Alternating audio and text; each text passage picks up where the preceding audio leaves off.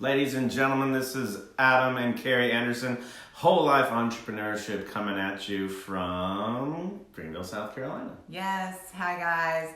This is take 2. Yeah, we tried to do our live yesterday, but Adam was in Croatia. Hey guys. Adam picks on me for being like a stickler for all of this stuff, but it drives me crazy. Now let's spend 20 minutes with you just It being drives me- frustrated with the thing. So I was on my way back from Croatia, stopped off for an overnight stay in Amsterdam, and I decided to stay in something called a yotel. And this is a very small, like smaller than the bathroom here, right? It's like a very small thing. Matter of fact, speaking of bathrooms, from the bed, I could reach and stretch and like put the toilet seat down. That is how small this thing was. And so I got myself all set up, and the airport internet was being dodgy, so I tried using my phone, and then Verizon cut my wireless because of excessive use, because I guess Facebook takes a lot of bandwidth for this stuff. So it was a train wreck. But It's a train wreck, guys. We're sorry to those who were watching. yeah, we're sorry you missed out, because she was dropping wisdom bombs, and I I was on point. I was like jet lagged, but like when this kind of like grungy kind of like, man, Yeah. I've seen stuff. I've I got seen some wisdom. things. Yeah. Yeah. So what are we going to be talking about today, Mrs. Anderson? Well, we're talking today about the final piece of our series. So we've been talking about ass, the 3 things that entrepreneurial couples often feel: alone, stressed, and scared. We all feel them. Sometimes we feel them in different ways, and for different reasons. We certainly handle them differently. And so that's a little bit what we're talking about today. So what you scared of? What are you afraid of? Wow. What is like your biggest fear as a business owner? I wasn't prepared for that question. We did not cover this under the first take. My first response is nothing. There's very, very many things that I got to be aware of. There's things that as a business is running, you lose sleep over, especially when it's just starting. You'd be worried, can I make payroll? Am I going to get paid on time? Am I going to, most of it comes down to cash flow and how am I making money? How am I spending money? Where's it all coming? Where's it all going for? And that can create an awful lot of stress. And that stress leads to fear if you don't have answers for it. So I can get pretty scared not knowing how I'm going to pay the bills. Yeah. Strangely enough, after you sell the company and you get a big chunk of money in the bank, that actually gets worse. Sorry. The fear, this being scared of being programmed to feel like, when I make money, I'm winning, and when I'm losing money, I'm losing. But then when you just have money, you got no way to process that, and then all you see is that bank account going lower, lower, lower, lower. And we were just talking today. One of our companies just got the seed round funded, and we're probably in an oversold position. So that means that the initial cash injection we put in, we're probably going to get that back. And it's like, we spend $250,000 and we get $250,000. We spend $100,000, we get big chunks of money, and we no longer get the annual, monthly, recurring paycheck. Right. And that puts both of us in a really negative mindset, because that's what we are measuring. Well, and not only that, but like that's what the entire American system, I feel like, is sort of based on. Well, it's a Right? global system, Yeah, but it is a global system. but your that's- monthly. yeah, living check to income. check. I mean, I think it's really, we're moving to the point where we're moving from exit to exit. Yeah. Investment Wow. exit to investment exit. And that's big chunks of time where you spend a bunch of money not knowing if it's going to go anywhere, and then some of it comes back with returns. That's Yeah. the game. So, what about you? What are you scared of? What am I scared of? Cockroaches, without a doubt. Palmetto bugs and cockroaches. Number one She fear. left a child in the house because she saw one and ran out screaming and had to turn back around to get the child. I don't see why this is a problem. We're talking about scared. Yeah. I left a motel one night. On our anniversary. She's Yeah. like, not staying here. I'm like, I'm not staying here. Bye. I left. I went and stayed at like a Days Inn down the road. Yeah, it bothers me. It bothers me. But what am I really scared of? Oh goodness, that's a big question. But I think if I had to say, the one thing across the board for me, I think this is common for a lot of women. I can't speak for other women, but I have spoken to a lot of women, and I feel like it's a theme. I am afraid I'm not enough. Whoa, I didn't understand that one. Actually, no. That one seems accurate. Yeah, so especially now that I myself am a business owner and an entrepreneur, I have a lot of imposter syndrome. I've had to use a lot of my perspective work that I have really done over the last, 3-4 years to kind of help me tell myself the story, not this running narrative that says, yeah, but why you? Who are you? What could you possibly do? I mean, like, you're not equipped to do this job. I now have to change my own inner dialogue to say, because it's you. And, it's been a lot to kind of have to talk myself over. So it's not just in the business world, like, oh my gosh, am I doing enough as a mom? Am I doing enough? I mean, I know some kids who grew up to be terrible people and their parents were like normal.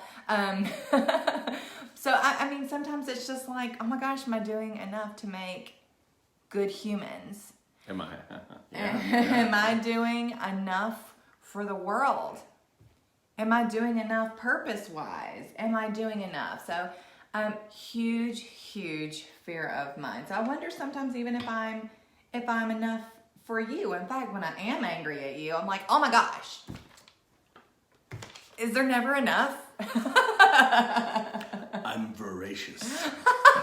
That's not what I meant. But I didn't mean that either, but I like the way your mind's going. Daddy just got back from a weekend Croatia. Oh man. So that's probably what I would say I am the most scared of. So how do you handle this fear? How do you handle this being scared? Well, we talked a little bit yesterday on the live attempt that oftentimes the funny thing about this last piece of the puzzle, scared, is what really can fuel the fire for the last two that we discussed. Sure. Stressed and alone. Mm-hmm. So oftentimes, if you can figure out sort of how to address your fears, you can actually kind of kick some of the others too. So you have an example that happened while I was overseas. There was a leak that caused you to be scared, stressed, and then angry. Yeah. Because I was alone. Yeah, why don't you walk us through that? So, tell the story real quick. We live in an elderly house. It's a good house, but it's it loves applesauce. It has good bones, but it has no teeth. So we have had something like 4 leaks, major leak renovations once every 6 months in about the last year and a half. So we're like not our first rodeo, but while Adam was gone, we had a spot in our kitchen ceiling start leaking, and of course I'm like, of course all of this happens when Adam's out of town. Of course. It was a huge fear of mine that I would be saddled with the responsibility of having to handle these kind of things, not knowing how to do it, not having been the one who has dealt with the insurance in the past. It was a huge fear of mine because I didn't really know. Usually I can figure stuff out, if given half the opportunity, but like I do, I get scared about something and then I can really work myself up into a tizzy. And oftentimes the result of that tizzy is a secondary emotion. We call that anger. Anger is oftentimes how it happens for me. For other people, it can happen very differently. Absolutely. Some people get really sad. Some people really get their feelings hurt. For me, my fears often manifest as anger. Doesn't make sense. Sure it does. Do you think? Yeah. Why do you think? Anger is a 100% effective piece of armor between fear Yes. and feeling that fear. Yeah. If you are scared, there's been times where I've been scared to get on a roller coaster, where I got angry at the roller coaster. I'm sure everyone has an example of when they were like, I'm gonna kick your butt. You work yourself up and you get over some kind of stressful situation. Yeah, maybe you're right. And so I don't think it's weird at all. I think you're completely spot on. I think it's an incredibly appropriate thing. But one of the things I really respect about you is that in the past, you would cycle up and then you would just be like, "Whoa, I'm angry at this. To keep anger going, let's bring up everything." Right? I don't recommend this as a policy. No, but you don't anymore. What you do is you're self-aware. And so in the moment, eventually, probably not the first conversation we have, but by the third, you've decided that you're going to approach things differently because the anger isn't actually helping anything.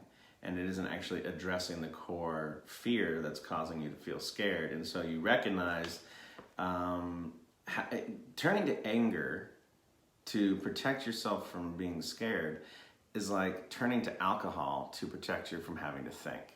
Eventually you sober or any up. other mind-numbing. Sure. Eventually you sober up, eventually the anger peters out, and the fear and scaredness is still there. Yeah.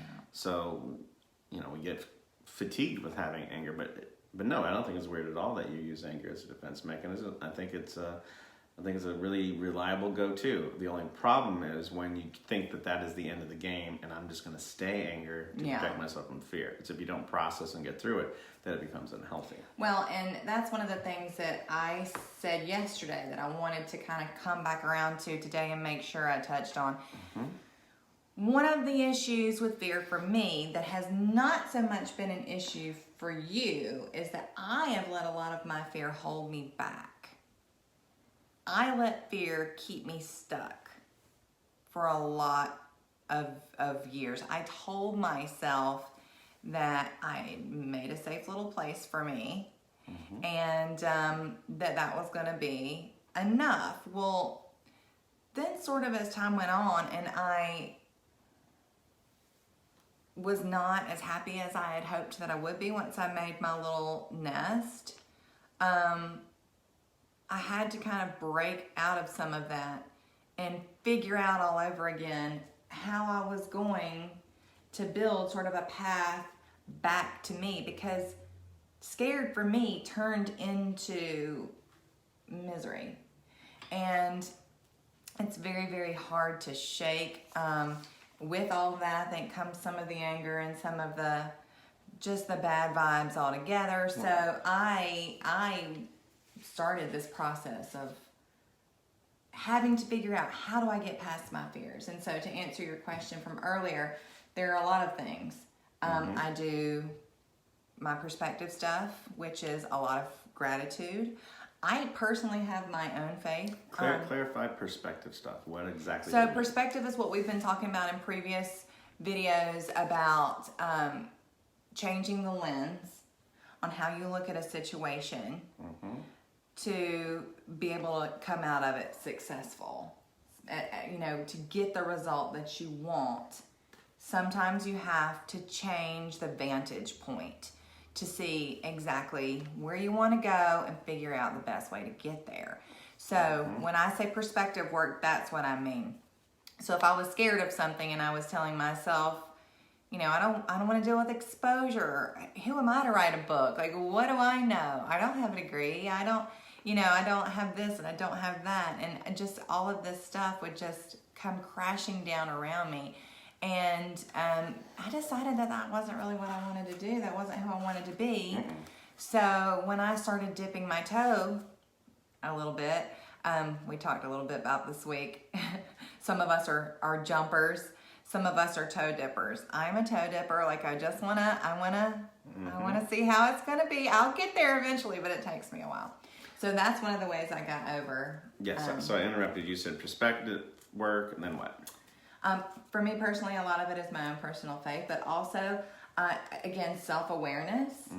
I have done a lot of work with like meditation and stuff, and it's just helped me to become a little aware of my body, what my body does during certain things, fear, anxiety. I can kind of now figure out how to manage my own symptoms through breathing and stuff like that. So that's fantastic. The other thing though is when I can get myself a little bit chilled out and I am still scared of something, I just kind of close my eyes and jump.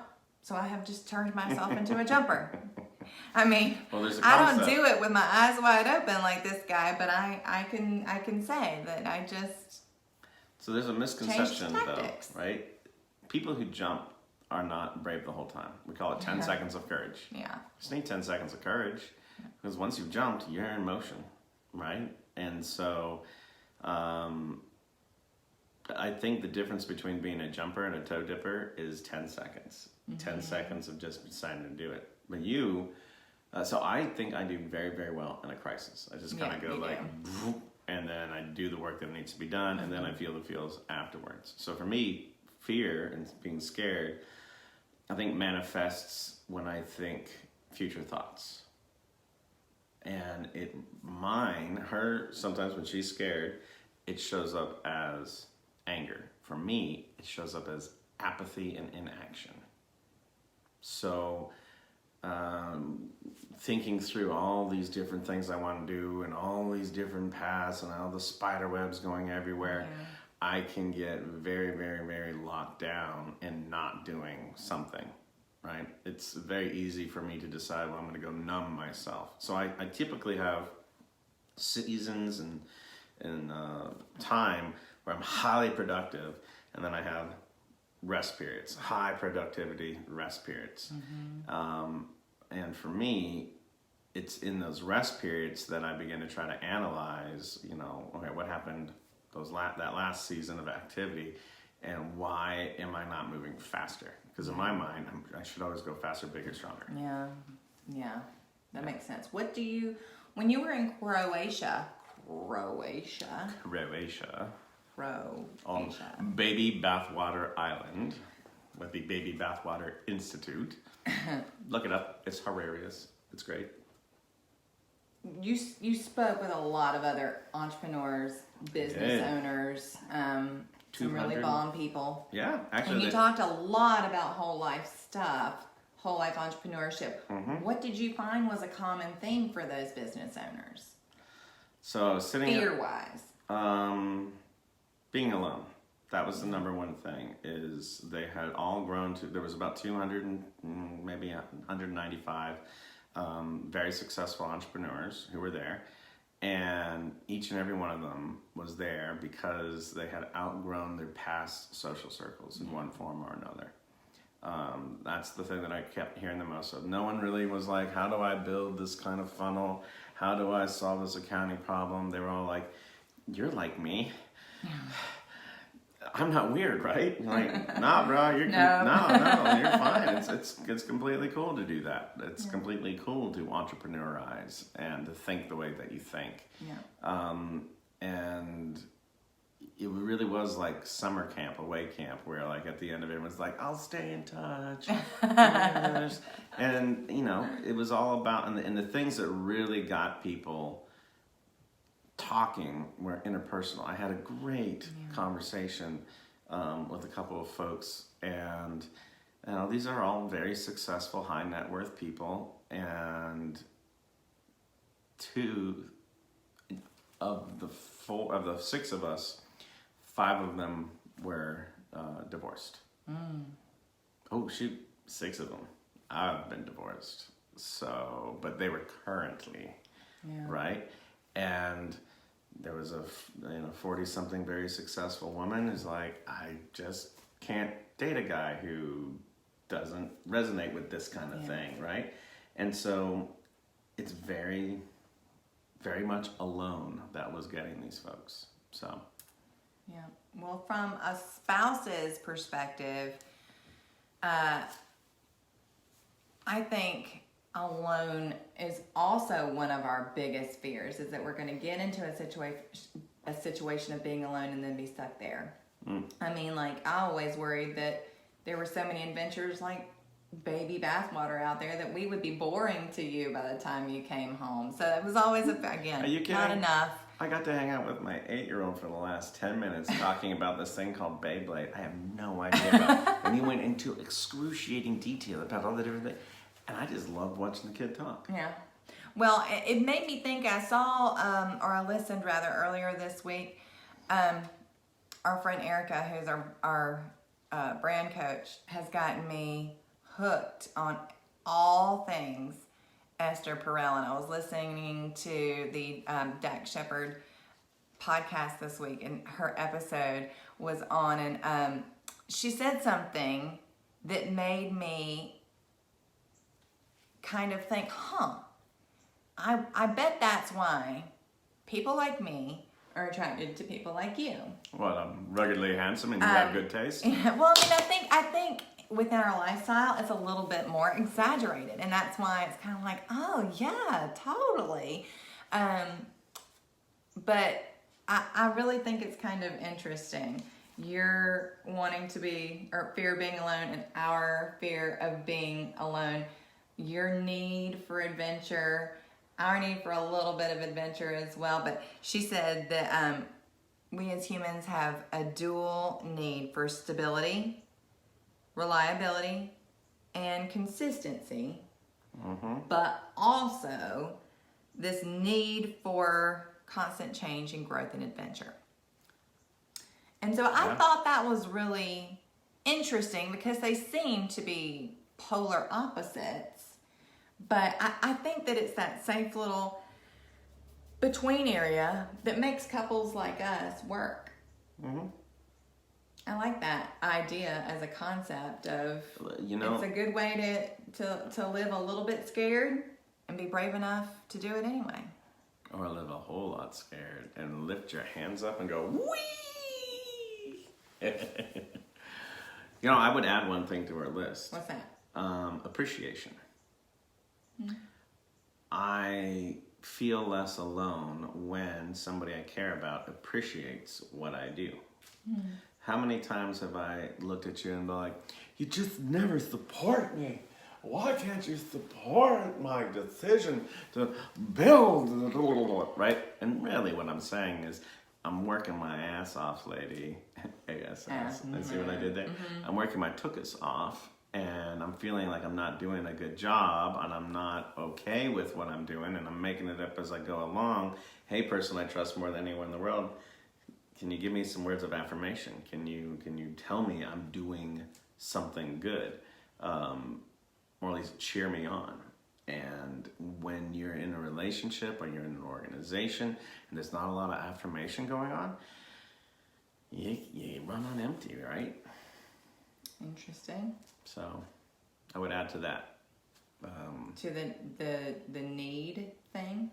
Well, those are the two opposites, right? But then I was going to add on to alone that one of the ways this manifests is lack of affirmation, because if you're in a community and everybody thinks you're amazing and no one tells you, like you're the boss, right? If you're surrounding yourself with people and you're just assuming you're doing a good job. I remember we spent a week in the Atlantic on a 34 miles off the coast of Cape Fear, North Carolina, in an old refurbished Coast Guard tower into a bed and breakfast. And that was it was cool. But it was me and a couple other business owners and a whole bunch of sales guys. And so the helicopter was taking us back, and it was me and one of the other business owners, and we got back about an hour before everyone else. And so we hit the local bar and we ordered some tequila shots with like peppers in them. It was horrible, but I looked at him and said, look, I'm going to tell you something that you probably don't hear every day. He said, what's that? I was like, you're doing a great job. You're building something really hard and you're doing the best you can every day, and you mess up and you recover, and what you're doing is worthy, and you're really having a big impact on the world, both for yourself and for the people around you. And this dude was giant and like an ex-football player, and he's like, starts to cry a little bit. He's like, oh, no one said thank you in so long. Thank you, Adam. I was like, tequila. But, you know, if you're not building a community of other people who can be a peer and feel they have permission to compliment you, you're going to result in being alone. I don't care how many friends you have from the past, they won't get it. Yeah, and don't you think, too, that's a little bit of a fear of not being enough as well? I mean, it's a vicious circle. Yeah, if you don't have people who understand that, then you just, in fact, we had a discussion earlier today. It was in text. And I was like, you know what? I wish that I was the kind of person who didn't need outside validation. I really wish I were. I wish I could just grind and spend and just work and just, but I'm not. I have to feel like I'm utilizing my time. If something is a waste of my time, if I'm not doing a good job at it, then what is the point? What is really the point? And what was it that you said? That it was like, no, those fears are valid. It was very elegant. I wish I had it in front of me. I could read it to you. But I think the punchline I got to was, if you are lucky enough to know what charges you up, and in your case, you like working hard to produce something and having somebody tell you that it was valuable to them. Yeah. And that's good. And I want it to help. And your stance is, well, if I don't get that feedback, it's just not worth doing. And I'm like, fine. Be honest with yourself and say that's the equation. And if you're lucky enough to know how this thing works and charges you up, don't listen to whoever made up, it must be a statue, a rock in the ocean, you must be an independent thing. We're tribe people. That's what we do. Tribal people work with each other. And if you know that this is what provides you fuel, then go do it and be amazing and blow everybody away. And it is so lucky. Yeah. And everyone's different. So find out what charges you up. You know, that's what the whole part of Chill is. That was the major themes work that really outlined it for us, that you get charged up out of helping people and hearing about the impact that help had on them. Yeah.